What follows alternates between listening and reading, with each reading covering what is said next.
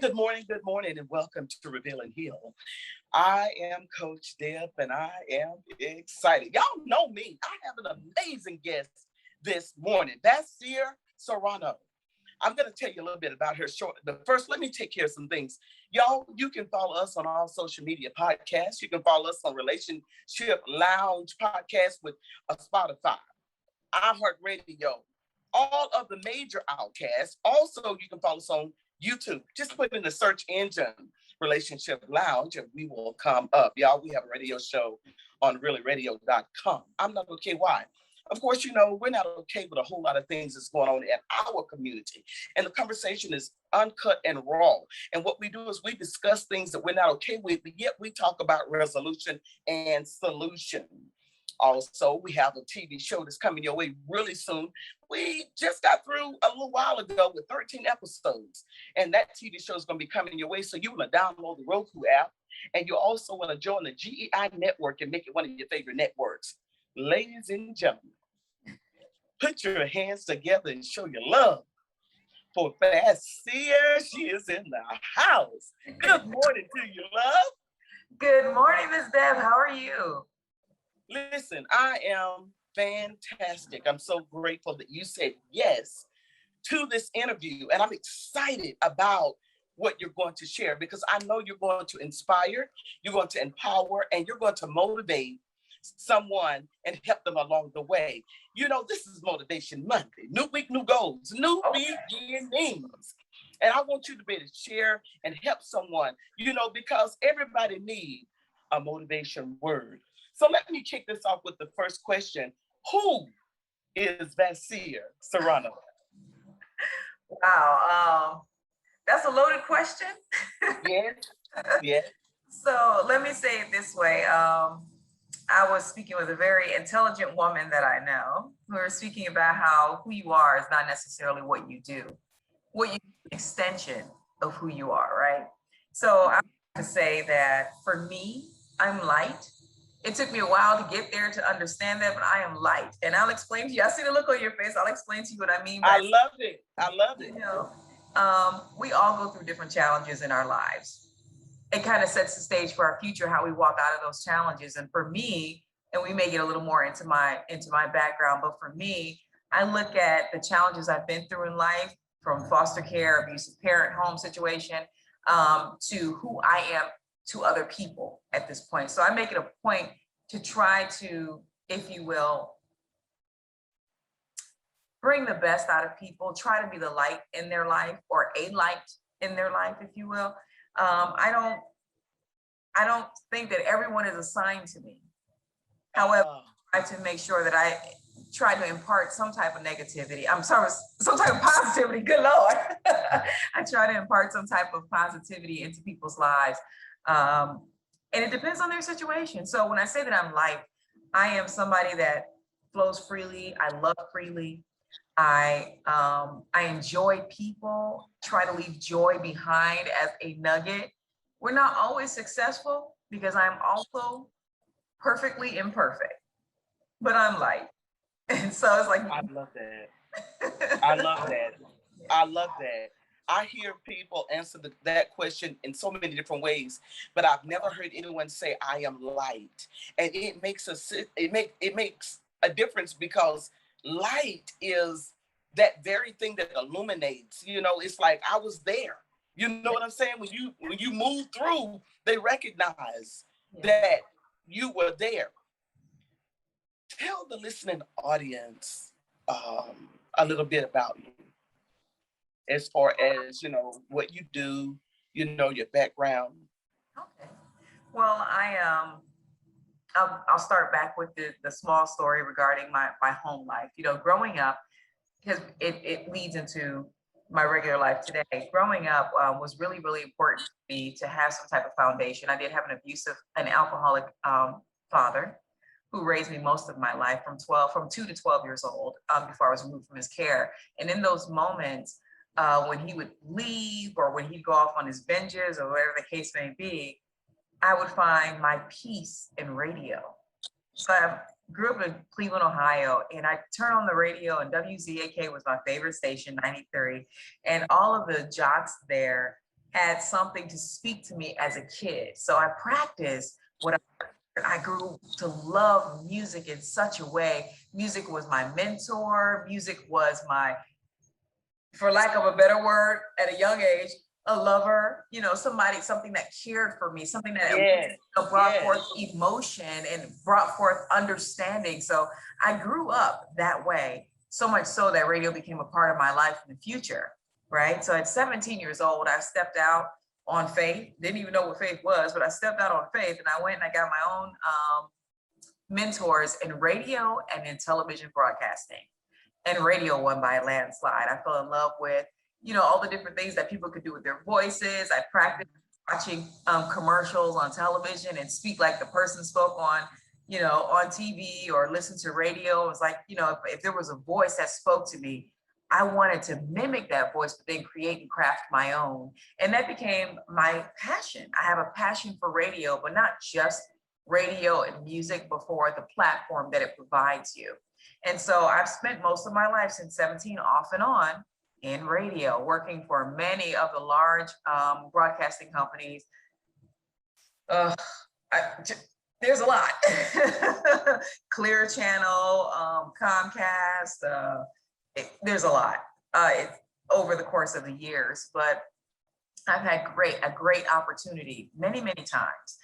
But radio was also an uncaring lover. And what I mean by that is I get into a place, radio, let me tell you something, you got to keep those numbers up, or you got to have a great relationship with the people you work for, or it will work against you. You'll find yourself looking for another job real quick. That part. Yeah. And back in the day, I grew up in radio, you know, there was this thing called the casting couch. Yes. To be on air, I would not do. And so that wasn't always favorable to people either.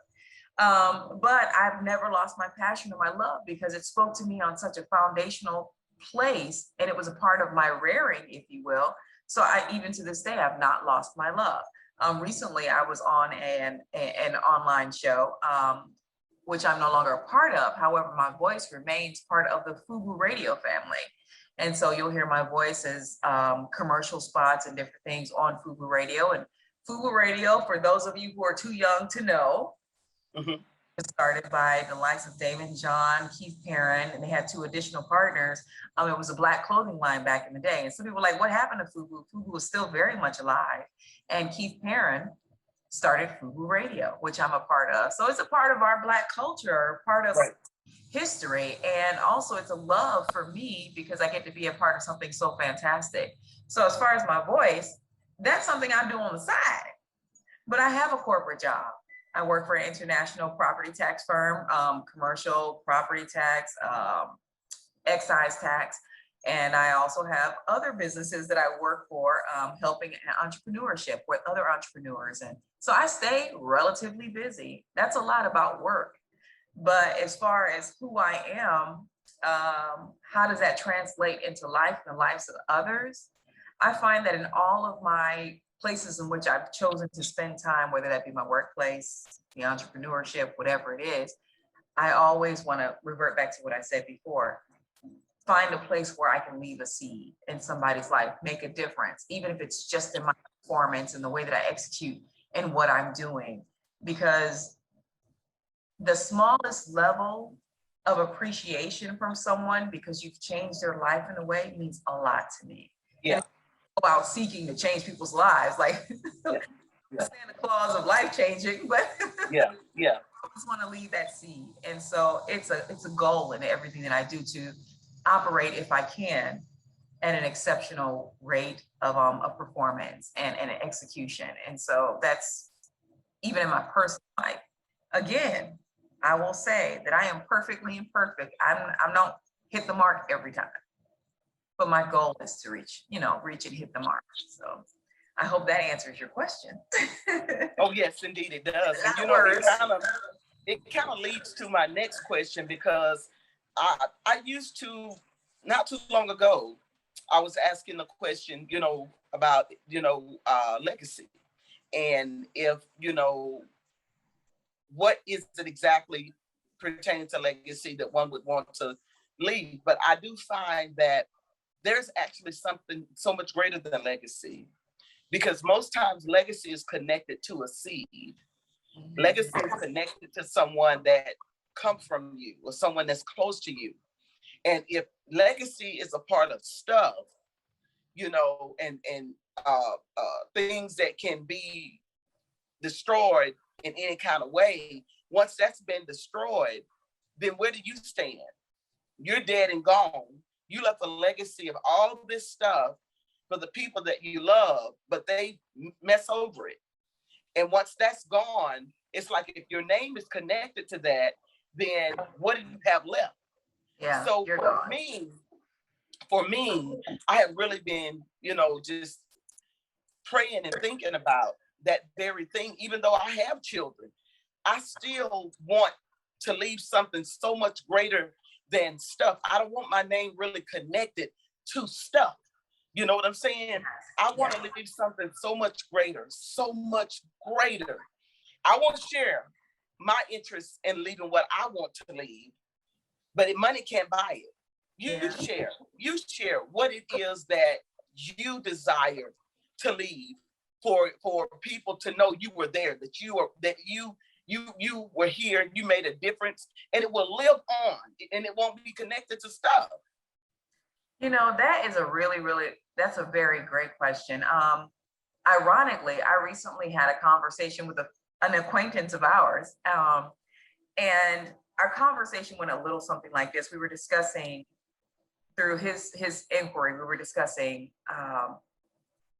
your last moments.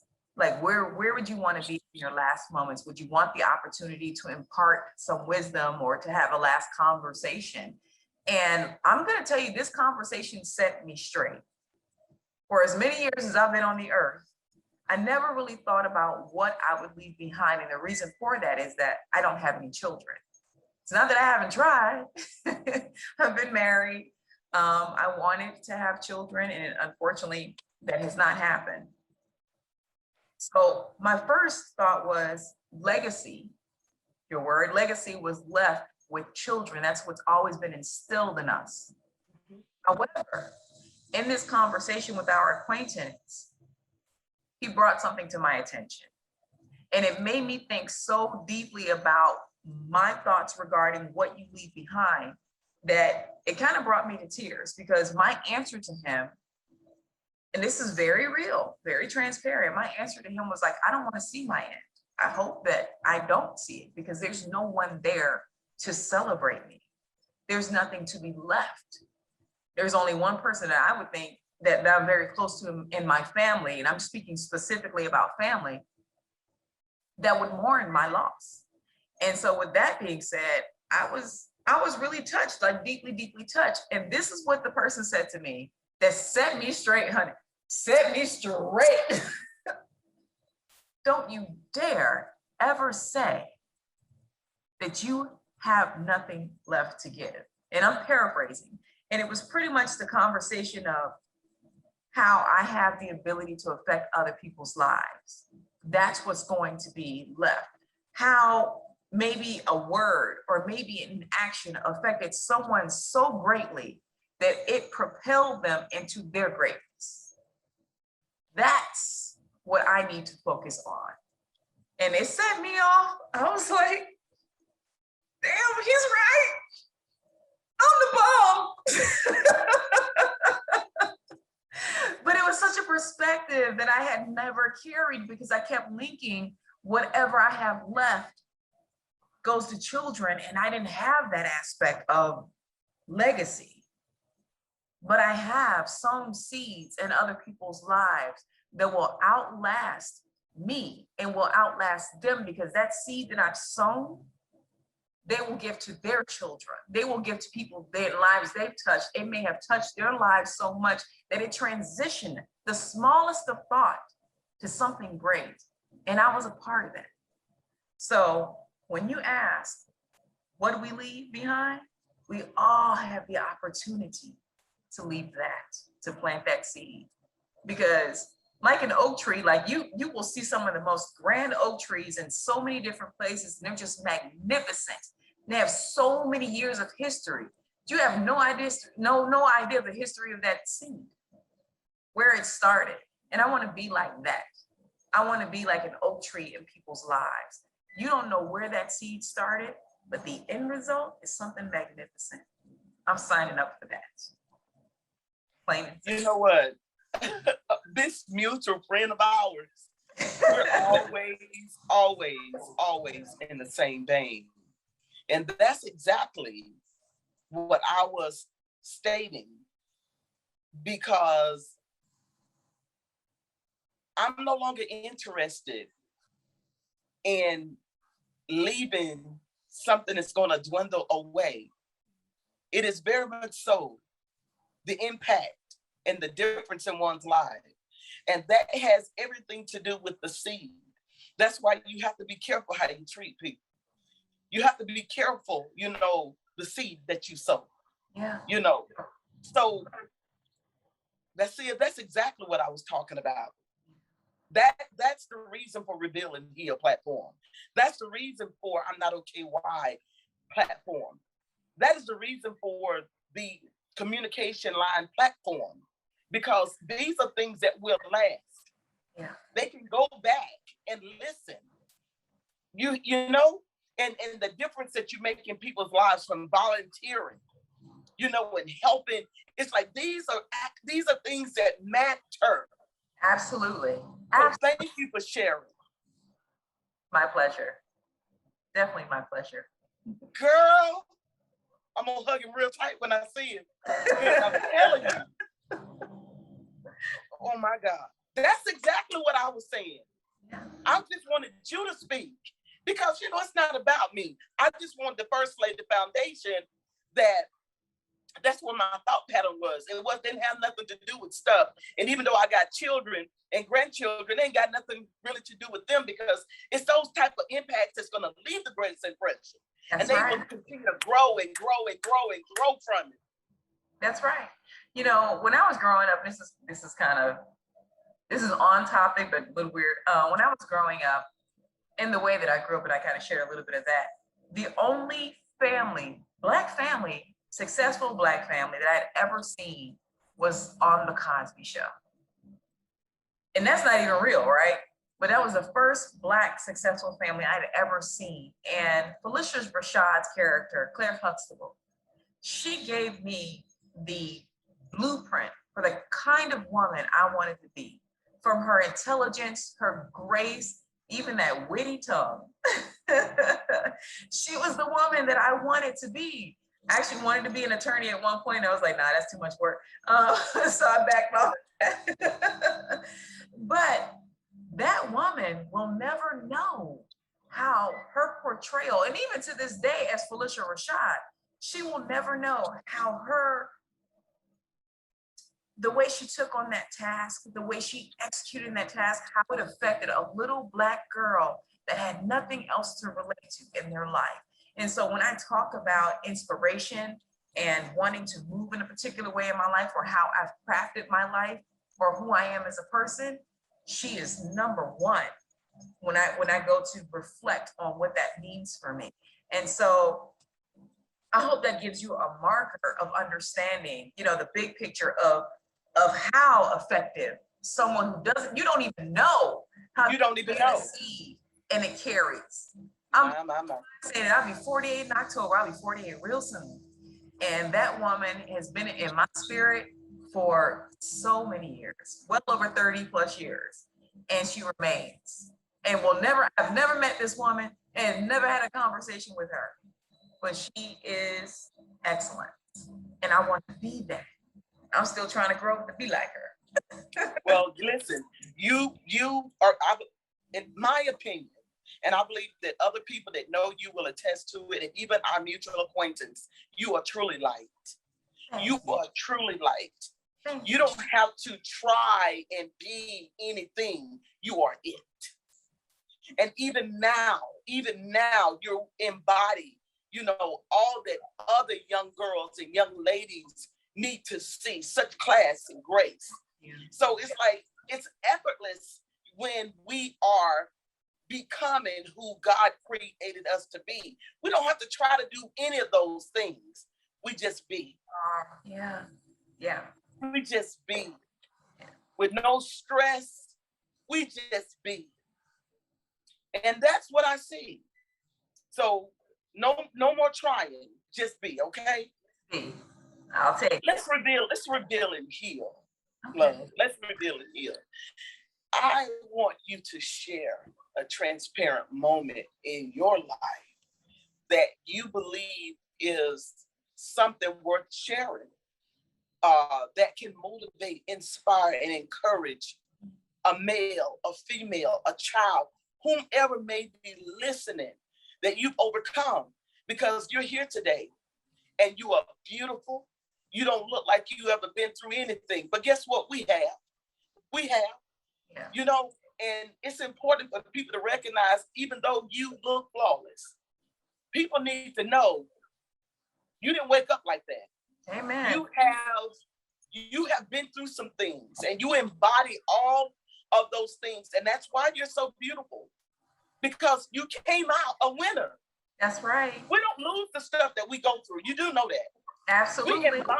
We embody that, and we're covered with grace. You know what I'm saying? It's like we walk with all of that. We carry all of that so that people recognize you're not the only one.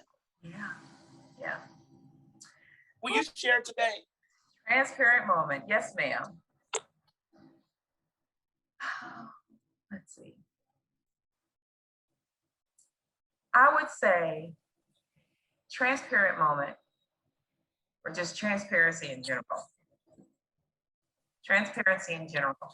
The three hardest words, the most dangerous words I feel that a person can speak to another, that is, I love you. And the reason for that, for me, very transparent, I'm currently going through a divorce. And it's a very difficult thing for me personally to go through, not the transition of the romantic relationship, because it took some time to get there, but the words I love you exposes you to so much. For someone like me, the challenges that I went through with my parents, I felt like that I was aborted after I was born for a long time. And these were the people that were supposed to love me. But I eventually grew to build my own family and the friendships that I built and everything. But when you express to someone that you love them, or they tell you that they love you, you are opening up so much of your life. You become vulnerable for so many ways, right? Through so many ways. And it allows them access into a place that you would normally block people out of, or you bit by bit allow them into your space more and more. You trust them. You turn over a portion of your life to them, even in friendships, because you'll confess something to your friend that you know could be detrimental to you, but because you love that friend, you trust them and you feel open to revealing things to them. And the same thing in romantic relationships or intimate relationships, you open yourself up. It can be a dangerous word. So in marriage or any relationship, what you have to understand is when you tell somebody I love you, or they tell you they love you, you have to know where that's coming from. People learn to love in different ways. What you have to assess is if the love that they are trying to give you is a healthy love, if it's tainted, if it's conditional, or what that love was built on. People act out their heart condition, whatever their heart has been conditioned to understand. However it processes, that's how they're going to love you. It might take years to find out. It may take a couple of weeks to find out. But the important thing that I feel people need to do is, if they feel as though they love someone, or someone is telling them that they love them, ask him what the foundation is. Don't be afraid to ask about people's past, even if you're dating. Even if you're building a friendship, because the one thing you do not want is to attach yourself to someone whose ills fit your ills. So now you guys you're walking hand in hand in tandem in your illnesses. What's going on in here, instead of helping to build or helping to pull each other out. It's different if you have, I'm going to use addiction as an experience or as an example. You have two people who are addicts. They're addicts of the same thing. Let's use alcohol. I'm not saying that they can't pull each other out, but what I'm saying is whatever their weakness is, they both share a weakness. How can they pull each other up out of that when it's necessary? It's very difficult. I'm not saying it can't be done, but it is very, very, very difficult. If you have two people who are working from a place of hurt, past hurt, childhood trauma, they're living or trying to coexist in the same space, they have not healed within themselves, then they're going to be leaning on those past experiences, those past traumas. That's going to be the kind of love they have. Make sure whoever you are associating yourself with has worked on themselves first. Because if someone cannot first love themselves, there is no way they can love you. So be careful with the word "I love you" and sending it and receiving it, because you really don't know if you're prepared to receive the type of love somebody else has to give you. And there are some people who are champions. They will take a tainted love and build it and try to reframe it, and more power to them. Love is not a perfect thing by no means. Absolutely not perfect. We're not perfect people. We don't have perfection to give. But at least know what you're dealing with going in by asking yourselves the question. You love me, I love you. What's that based on? What's your past experience? How did you find out how to love? What demonstration of love did you have? What are you offering me? Now, a lot of people are going to tell you, I'm offering you addiction. I'm offering you past abuse. I'm offering you the inability to communicate. I'm offering you the inability to resolve conflict. They won't tell you that unless they really search within themselves and say, hey, this is how I used to think love was, but I've learned this is the demonstration of how I learned to love differently. And that's what I'm offering to you. So my moment of transparency in that is that I have improved on my way of loving others, and being very transparent in that conversation and not being afraid to ask that question. You love me? What's the foundation of your love? What do you see me as? Do you see me as someone to help you grow? Do you see me as someone who's going to receive your tainted love and be okay with it? Or do you see me as someone worth you working on yourself because you know what I have to give and you want to meet me there? So I would say that would be my moment of transparency. Learning, even in this late stage of life, you got to know where people love. Right. Yeah. I hear several things. The first thing that you are sharing, it sounds like, you know, a connection to soul ties, because whenever you involve yourself with someone that carry all of that, which so many of us have, because I've been married twice and neither marriage was successful. They were very abusive. And it affected me. It affected me because my first marriage was 2 children. My second marriage was 3 children. So it affected me. And see, in embarking upon those relationships, the root to those abusive relationships came from the abuse I experienced earlier in my years. And I would even go as far as to saying that it started in my mother's womb, because my mom was very passive and she was, you know, very kind, and you know, whenever there's trauma in a person's life, you know, you carry that, and the child, you know, it's that's the makeup of a child. My mom was very nervous, and she suffered with anxiety, you know. So it's like you have a child, and then those things are embodied, you know, in a child. Then you see things growing up as a child, you know, you're very timid by those things. I was molested as a child. Then I was raped as a teenager.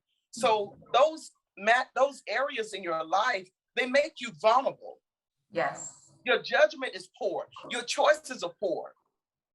And it's all to do with, you know, those really vulnerable areas in your life, those feelings, those emotions that you can't explain. Yes. And it causes you to end up in, you know, toxic, foul, dysfunctional relationships. So I found answers as to why I ended up in those foul relationships. And I'm still healing.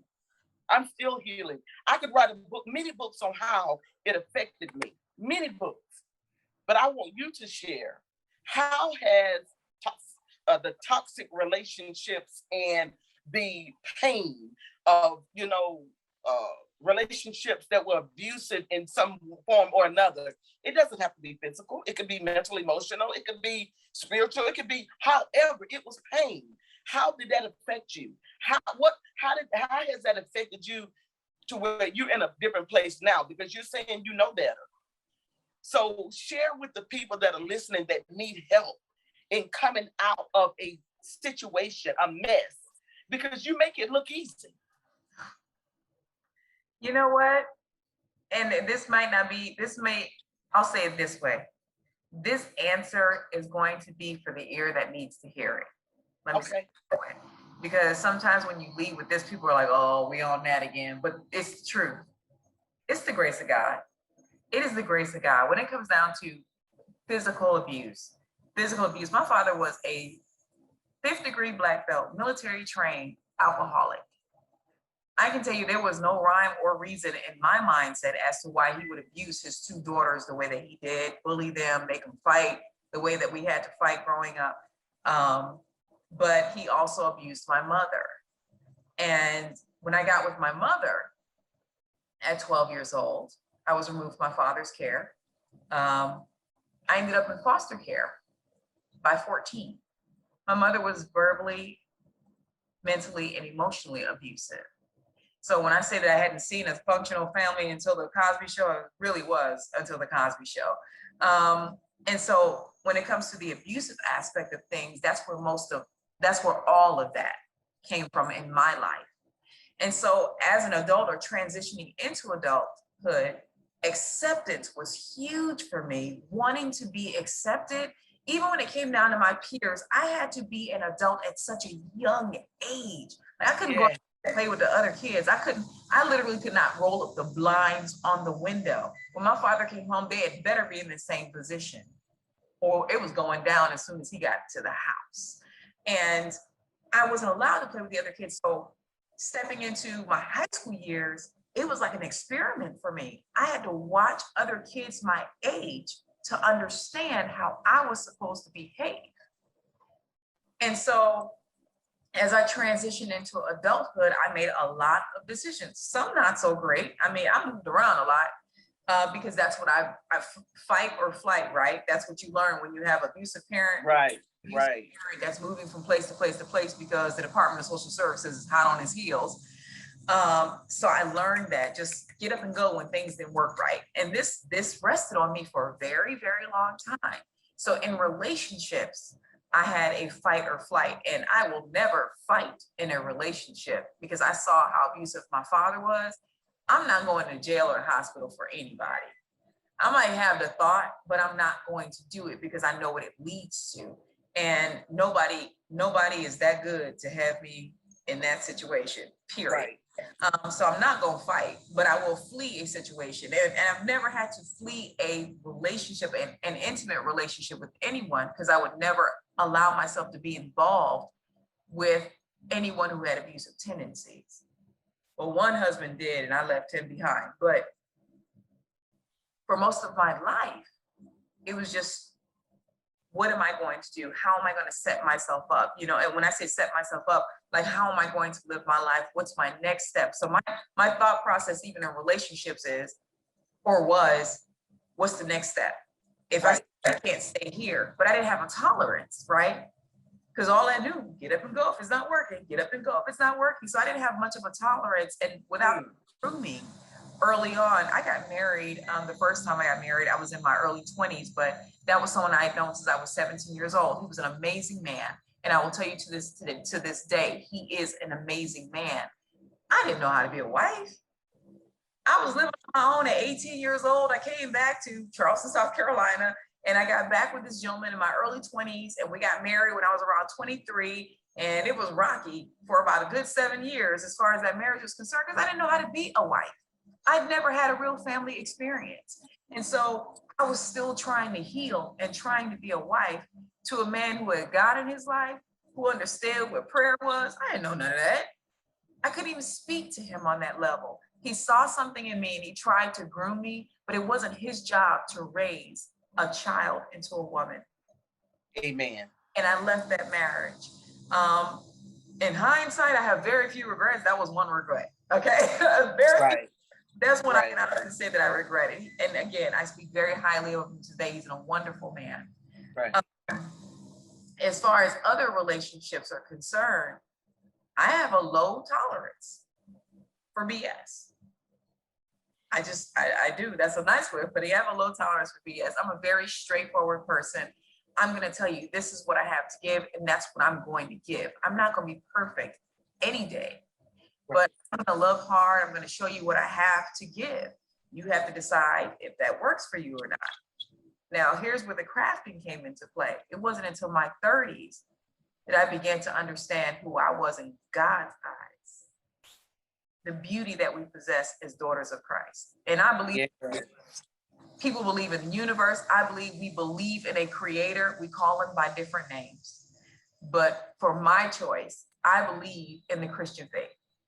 And I know that there are flawed beings in the Christian faith, men and women in the church that are tearing it all to pieces. So I've come to the place of where I rely on my relationship with God to understand the path in which I'm supposed to go on. And I understand that people in the pulpit are imperfect people.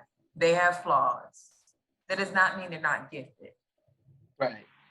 So, but through my grooming, which actually happened in Orlando, Florida, I began to learn more about myself, who I was, the gifts I have, how I could speak into people's lives. You know, I don't know the exact verse. I want to say it's Isaiah 54 is the chapter where it speaks about the woman who doesn't bear any children, but enlarges her tent.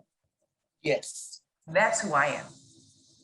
I don't have any physical children, but I have spiritual children of many different ages because of the way I was able to speak into someone's life, because I knew who I was after getting to know who my God was. And there you go.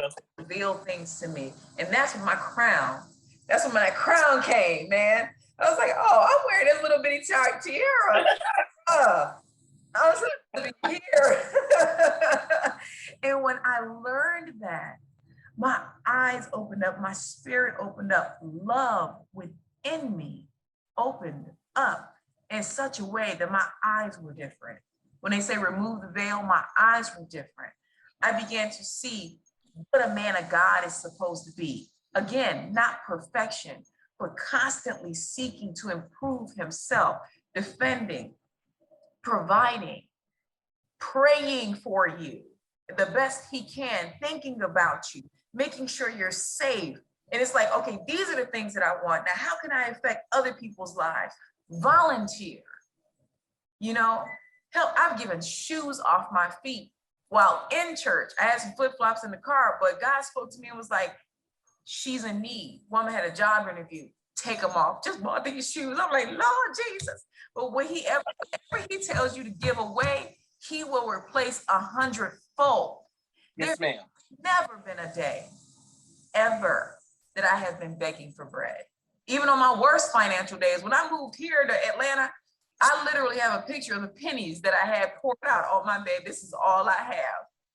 You look at my bank account now, that's what it was back then. My bank account is something different. It ain't where I want it to be. But it's something different now, and I am provided for. So when you ask me how do I transition through the tumultuous times in such a way that it seems easy, is because I literally know where my hope comes from. I know the form. There are times that I have been completely alone, set myself on a spiritual desert. Mm. When I say spiritual desert, no man, no sex, no TV, no radio, just work in my spot, work in my spot. And I grew closer to God. I used to write myself love notes. However, I felt as though he was speaking to my spirit, I would write myself love notes, sticky notes, and put them up on my wall. And it was so funny because being the Mary Jane character, she would do that. She'd have all these little sticky notes, and I was like, that's real familiar to me. I know about these. But if you ever watch Being Mary Jane, she would have these sticky notes that she would address whatever was on her mind. And that's how I operate with God. Like, I would write myself sticky notes in some of my toughest times. This doesn't last always. Don't prostitute your greatness. Come on now. Stuff that I know I ain't think of, like, I heard you. And I'll stop by that wall. It's like, remember, you're going out as fine as you want to be to this nightclub you were invited to, and you look good as amazing, as good as you can possibly look. You look absolutely amazing. But don't prostitute your greatness. Don't go searching for some man that is not assigned to you. Don't go. Oh, that's a word, girl. Honey, don't go out there just accepting anything, because let's be truthful about this. Ever since the Garden of Eden, if you believe in it, a woman been a sucker for a smooth line. It's okay. Have this fruit, whether it be an apple or grape. They never really say. We make it an apple, but I doubt God said, "Hey, it was an apple she ate." I doubt. I don't know who tells this story this way. It's always an apple, but it's like, how do you know it was an apple? Where does it say? I just know it was a fruit.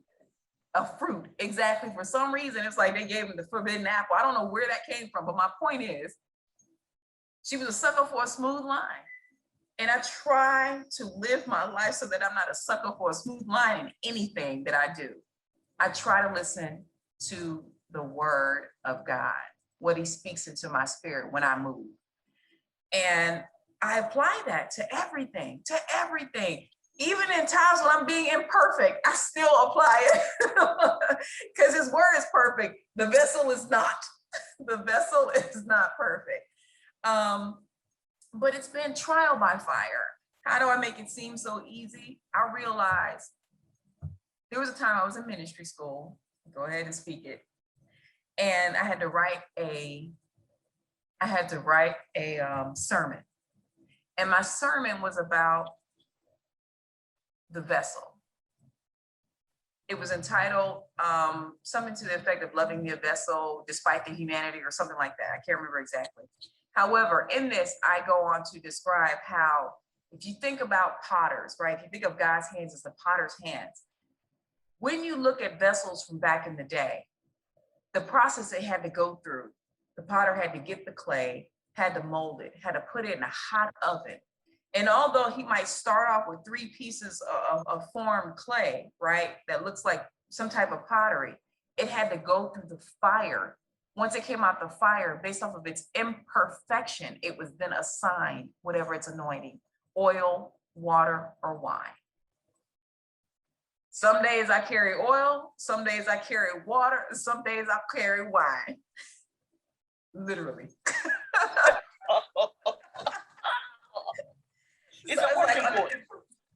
It's working for me. And so it's just, I take that on the days that I'm oil, I look at it as there is something of the anointing that I'm to put in someone's life. It's not about me. It's about that person. So I might spend my time investing my time in that person, seeing what their needs are.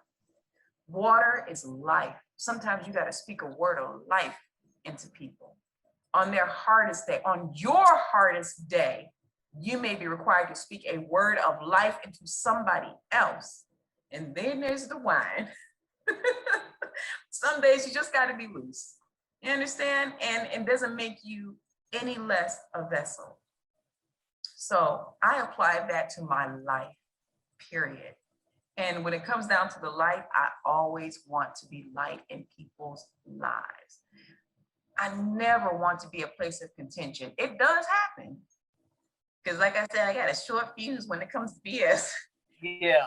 happen, but my goal is to always affect people in such a way that it is life changing. Never perfection, but always life changing. So when you ask why does it seem like I could make it easy? Again, I know where my source is. I know that I'm imperfect pottery. I know that I have an assignment on my life, and I know what those things are that I need to do. And that is why I wake up even on my toughest days. Because trust me, going through a divorce is not easy. You know, there are so many negative thoughts that can enter your mind and just sit there and rest. And if you marinate in them, it begins to turn your spirit. And I was there for a minute. I had some nastiness boiling up on me. And I actually had to have a conversation with my former and say, you know what? I'm actually struggling at a place where I'm trying not to feel hate for you. And I know that's not of God. So I'm gonna work through this, and I'm going to try to love you despite. I ain't perfect every day, but I am about to walk around with hate in my heart for nobody. Because it didn't work out, please, you're not worth that weight in gold. Nobody is worth that weight in gold when it comes down to my spirit. And move on through it. Process every day. You know, it's not the best situation to be in. It does not feel good on any day. But when I am outside of those four walls, even when I'm inside of those four walls, my focus is to do something positive for myself that will eventually be something positive for somebody else, now or in the future. Full circle. Sorry, girl, you asked. Girl, I want to put a dot at the end of your statement. Well said, my friend. Thank you. What is your message as we begin to close? What is your message for anyone that is listening this morning? And they're not, you know, they're not walking through this thing with such grace. They are a ball of fire, heated with anger and unforgiveness, you know, still in a place of not wanting to be accountable and want to blame everyone for their place that they're in right now. And it doesn't have to be that they're going through what you and I have experienced. Everybody go through their own stuff, but guess what? It's still stuff. Yeah.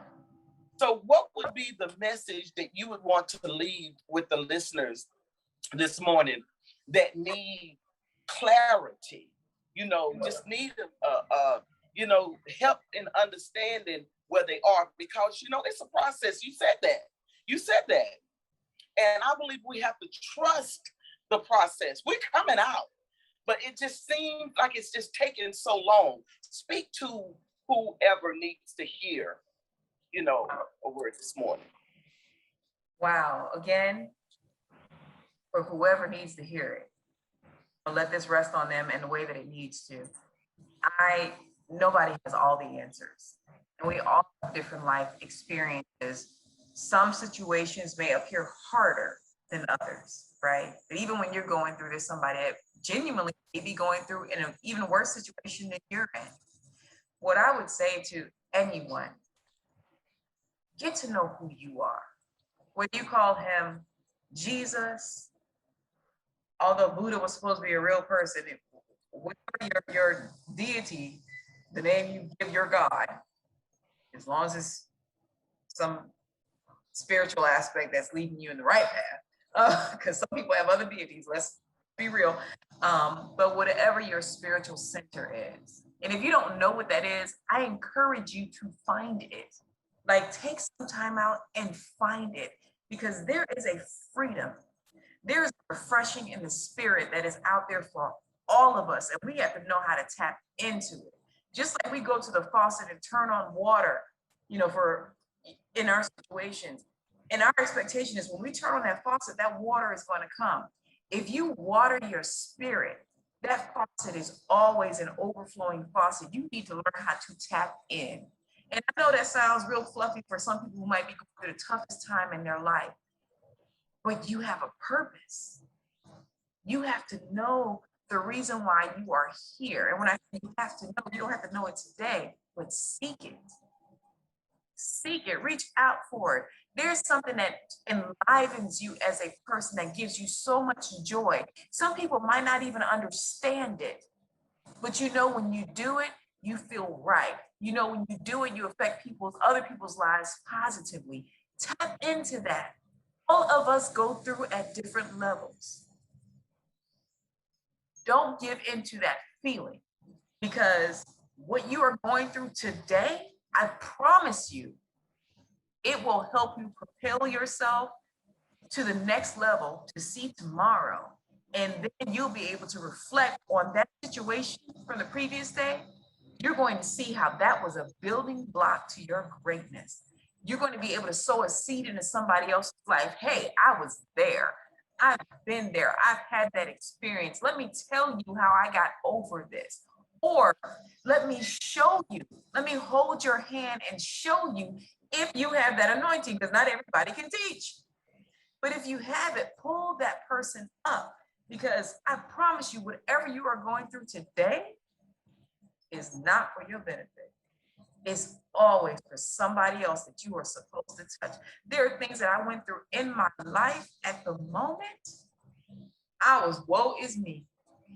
But now I look back on it and it's like, whoa, it's me. Yes. It's me, man. This is amazing. I remember when I was there. I remember what it looked like. I remember what I did to get over that. I cried every day, but there was an anointing and a refreshing in my spirit that made me push on. And sometimes you gotta leave stuff on the shelf. There's a reason why things are stored in vinegar. Yeah. Right? Preservation. Vinegar is not a sweet substance. It is bitter, it's tart, it has this very interesting flavor, but it's a preservative nonetheless, and it has beneficial properties. Sometimes you gotta leave the crap that you're going through on the shelf, because it really not is as big as you think. Some things aren't even for you to figure out. What you're supposed to figure out and is what your next step is. You can't fix everything. But if you are, and I will say this, if you are in a place where you're frustrated, where you feel like you're on your last leg, where you feel like you can't go on, I'm here to encourage you to go on, because there is something beautiful in the next day. You just got to learn how to look past your circumstances. Yesterday, I sat and I watched the rain. I don't need to remind you, because I've said this 50,000 times. I am going through a divorce. In my 40s, I got married to somebody I thought I was going to spend the next 40 years with, for them to tell me that they are no longer in love with me and they no longer desire me to my face. And they haven't been in love with me for over a year. That's something they've been hovering for a long time. I'm thinking like, we can just work through anything. And it's like, oh yeah, by the way, I haven't loved you for over a year. I need you to say, I'm going through this right now, even as we speak. But yesterday, I sat and I literally watched the raindrops hit a puddle. And it was the most beautiful and amazing concert. It sounds silly to somebody, but somebody gonna feel me.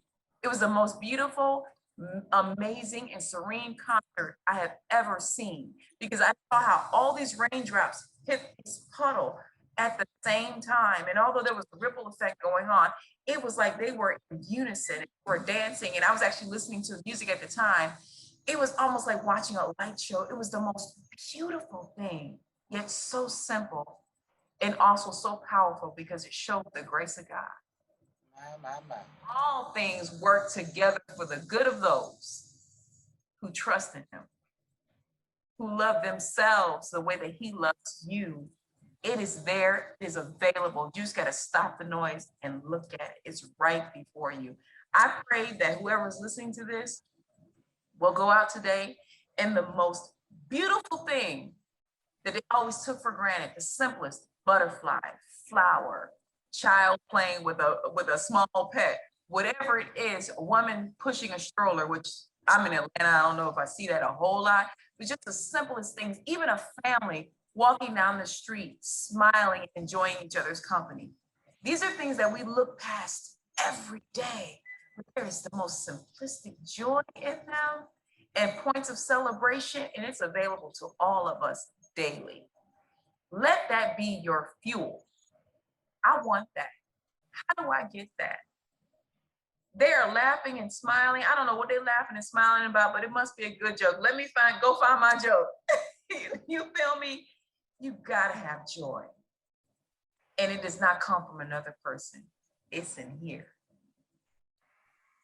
Whew. When I tell you the peace that surpasses all understanding is a real thing. It's a real thing. When you sit there quietly and you listen to the voice of your creator speak life into you about how beautiful you are. You could be your raggediest mess you ever want to be. You could be cracked out, strung out, drunk, whatever it is. Sit quietly and you speak with your creator, and it's poured into you about how amazing you are, how incredible you are, the strength that you have that you don't know you have. It's a beautiful thing. The peace that surpasses all understanding is a real thing. Seek it. It's there. It's free. That's it. Wow. Well said. Well said. Well said. It's free. You want to just sit in that right there. Girl, it's free. I recommend to everyone that's listening to please go back and listen to the replay, because, you know, Vassier has spoken some beautiful things, and you get lost in, you know, certain stuff when she has moved forward with other great information and you're still stuck on some good stuff. So I recommend that you listen to the replay so that you can just mellow out into this entire message and saturate the juices of wisdom that she has shared this day. Thank you for saying yes to this. I was never going to tell you no. Oh. You are sunshine, honey. Every bit of your energy from the crown of your head to the sole of your precious feet is amazing. Wow. You light up a room when you step in a room. Your energy is big and full of life. I just love you. Oh, wow. I'm not going to tell you no too often. Well, listen, now. I didn't pay you to say that. No, you did not. Actually, you did. I did. I know you did. The first time we met, we had such an just engaging conversation, and it fed me a meal. It fed me spiritually, it fed me mentally, and it fed me emotionally. So I could pay you back. Oh my God. Now listen, I'm gonna have to dismiss you, darling, before you make me cry. Ladies and gentlemen, this is Motivation Monday. Reveal and heal. You know, you can't heal if you won't reveal. Our motivation topic this morning is I'm still standing. Because I'm not giving up, I'm still here and I am staying. That's your Monday morning motivation quote.